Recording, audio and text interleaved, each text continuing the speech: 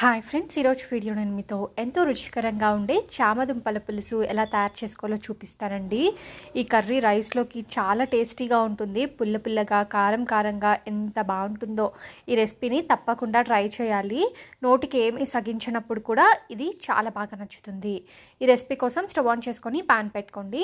అందులో 2 table spoons వరకు కూడా ఆయిల్ యాడ్ చేసుకోండి. ఆయిల్ వేడెక్కిన తర్వాత కొద్దిగా మెంతులు వేసుకోండి. మెంతులు వేగిన తర్వాత ఆవాలు, జీలకర్ర వేసుకొని ఫ్రై చేసుకోవాలి. ఇవి వేగిన తర్వాత అరకప్పు వరకు కూడా ఉల్లిపాయ ముక్కలు వేసుకొని ఉల్లిపాయ ముక్కల్ని ఫ్రై చేసుకోవాలి. ఉల్లిపాయ ముక్కలు మరి ఎక్కువ వేగాల్సిన అవసరం లేదండి, కొద్దిగా కలర్ చేంజ్ అయితే సరిపోతుంది. ఇలా ఉల్లిపాయ ముక్కలు వేగుతున్నప్పుడే ఇందులో కరివేపాకుని కూడా వేసుకొని ఫ్రై చేసుకోండి. ఫ్లేవర్ అలాగే టేస్ట్ రెండు కూడా బాగుంటాయి. ఇప్పుడు ఉల్లిపాయ ముక్కలు వేగాయి కదా, ఇందులో టమాటో ముక్కలు వేసుకోండి. 2 మీడియం సైజ్ టమాటోలను తీసుకొని ముక్కలుగా కట్ చేసుకొని వేసుకోవాలి. ఇప్పుడు మొత్తం అంతా కూడా బాగా మిక్స్ చేసుకొని టమాటో ముక్కలు మెత్తబడే వరకు కూడా కుక్ చేసుకోవాలి. ఇప్పుడు చూడండి, టమాటో ముక్కలు బాగా మెత్తబడిపోయాయి కదా. ఇప్పుడు ఇందులో రుచికి సరిపడినంత ఉప్పు, 1/2 టేబుల్ స్పూన్ పసుపుని వేసుకోండి. 2 టేబుల్ స్పూన్ల వరకు కూడా కారం యాడ్ చేసుకోండి. మనం చింతపండు పులుసు వేస్తాం కాబట్టి కారం కొంచెం ఎక్కువే పడుతుందండి. చూసుకొని మీరు ఎక్కువ తినేవారైతే కారంని ఇంకొంచెం ఎక్కువ వేసుకోవచ్చు. ఇప్పుడు ఇందులో 1 కప్పు వరకు కూడా చింతపండు రసంని యాడ్ చేసుకోవాలి. అలాగే 2 కప్పుల వరకు కూడా వాటర్ యాడ్ చేసుకోండి. ఇప్పుడు మొత్తం ఒకసారి మిక్స్ చేసుకొని బాగా బాయిల్ చేసుకోవాలి.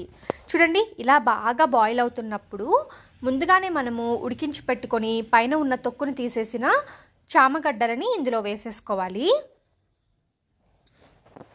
సో చూడండి, చామగడ్డల్ని వేసుకొని మొత్తం అంతా కూడా ఒకసారి బాగా మిక్స్ చేసుకొని టేస్ట్ చూసుకోండి. ఉప్పు కారం సరిపోయిందో లేదో, సరిపోకపోతే ఈ స్టేజ్లో వేసుకోవచ్చు.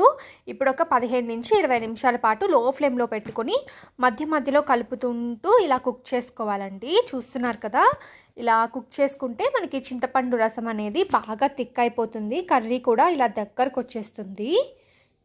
ఇప్పుడు ఇందులో కొద్దిగా జీలకర్ర పొడి అలాగే ధనియాల పొడి వేసుకోండి. ఫ్లేవర్ అండ్ టేస్ట్ బాగుంటుంది.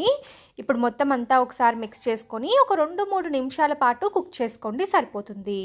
ఒక 2-3 నిమిషాల తర్వాత స్టవ్ ఆఫ్ చేసుకొని సర్వ్ చేసుకుంటే ఎంతో రుచికరంగా ఉండే చామగడ్డల పులుసు అయితే రెడీ అండి. మీరు కావాలి అనుకుంటే కొత్తిమీరని వేసుకోవచ్చు, నేనైతే వేసుకోలేదు. మీరు కూడా తప్పకుండా ట్రై చేయండి.